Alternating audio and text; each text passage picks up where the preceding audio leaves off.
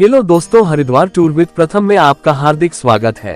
तो आज हम आपको लेकर चलते हैं एक नई यात्रा में। जी हाँ दोस्तों, आज हम आपको बताएंगे उत्तराखंड में बसे एक ऐसे मंदिर के रहस्य के बारे में जो शायद अपने कभी भी नहीं सुने होंगे। तो अपने केदारनाथ बाबा मंदिर के बारे में तो सुना ही होगा। आज हम केदारनाथ मंदिर से जुड़े 6 ऐसे रहस्य लेकर आए हैं। चलो दोस्तों, आगे बढ़ने से पहले आपने अगर हमारे इस छोटे से चैनल को सब्सक्राइब नहीं किया है तो चैनल को सब्सक्राइब कीजिए और वीडियो पसंद आए तो ज्यादा से ज्यादा शेयर कीजिए।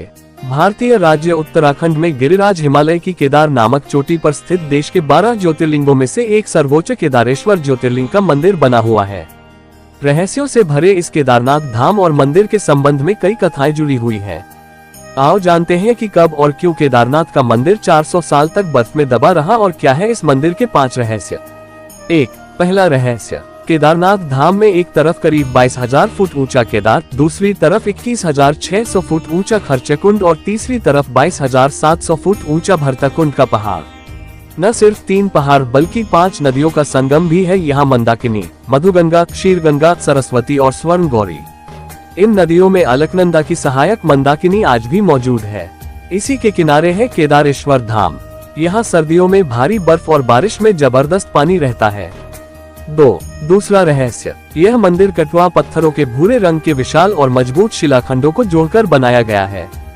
6 फुट ऊंचे चबूतरे पर खड़े 85 फुट ऊंचे, 187 फुट लंबे और 80 फुट चौड़े मंदिर की दीवारें 12 फुट मोटी हैं। यह आश्चर्य ही है कि इतने भारी पत्थरों को इतनी ऊंचाई पर लाकर व तराशकर कैसे मंदिर की शक्ल दी गई होगी। खासकर यह विशालकाय छत कैसे खंभों पर रखी गई।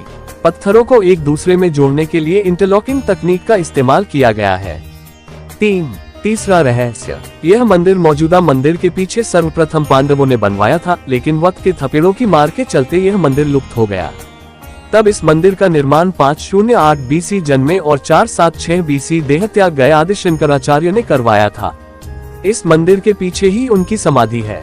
इसका गर्भगृह अपेक्षाकृत प्राचीन है, जिसे 80वीं शताब्दी के लगभग का माना जाता है।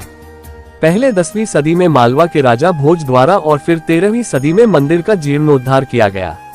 4। चौथा रहस्य, दीपावली महापर्व के दूसरे दिन के दिन शीत ऋतु में मंदिर के द्वार बंद कर दिए जाते हैं।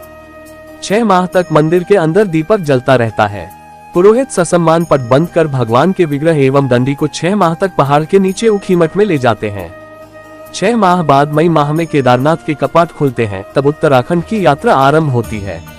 6 माह मंदिर और उसके आसपास कोई नहीं रहता है, लेकिन आश्चर्य की बात कि 6 माह तक दीपक भी जलता रहता और निरंतर पूजा भी होती रहती है। कपाट खुलने के बाद यह भी आश्चर्य का विषय है कि वैसी की वैसी ही साफ सफाई मिलती है जैसी कि छोड़कर गए थे।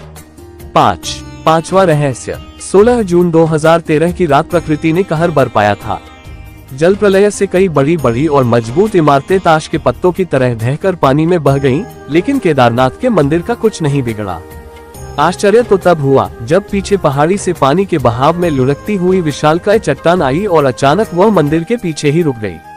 उस चट्टान के रुकने से बाढ़ का जल 2 भागों में विभक्त हो गया और मंदिर कहीं ज्यादा सुरक्षित हो गया।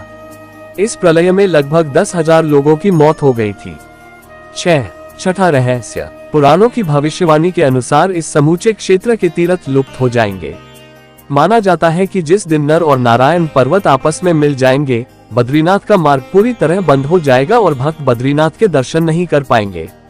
पुराणों के अनुसार वर्तमान बद्रीनाथ धाम और केदारेश्वर धाम लुप्त हो जाएंगे और वर्षों बाद भविष्य में भविष्य बद्री नामक नए तीर्थ का उद्गम होगा। मित्रों, अब जानिए 400 सालों तक कैसे बर्फ में दबा रहा केदारनाथ का मंदिर और जब बर्फ से बाहर निकला तो पुनर्तः सुरक्षित था। देहरादून के वाडिया इंस्टीट्यूट के हिमालयन जियोलॉजिकल वैज्ञानिक विजय जोशी के अनुसार 13वीं से 17वीं शताब्दी तक यानी 400 साल तक एक छोटा हिमयुग आया था, जिसमें हिमालय का एक बड़ा क्षेत्र बर्फ के अंदर दब गया था। उसमें यह मंदिर क्षेत्र भी था। वैज्ञानिकों के अनुसार मंदिर की दीवार और पत्थरों पर आज भी इसके निशान देखे जा सकते हैं। दरअसल केदारनाथ का यह इलाका चोराबरी ग्लेशियर का एक हिस्सा है। वैज्ञानिकों का कहना है कि ग्लेशियरों के लगातार पिघलते रहने और चट्टानों के खिसकते रहने से आगे भी इस तरह का जल प्रलय या अन्य प्राकृतिक आपदाएं जारी रहेंगी। तो कैसे लगे आपको यह रहस्य? उम्मीद है आपको ये जानकारी पसंद आई होगी। अगर आपको इनमें से कोई रहस्य पहले से पता था तो आप कमेंट में बताएं। मिलते हैं आपसे किसी और जानकारी के साथ। धन्यवाद।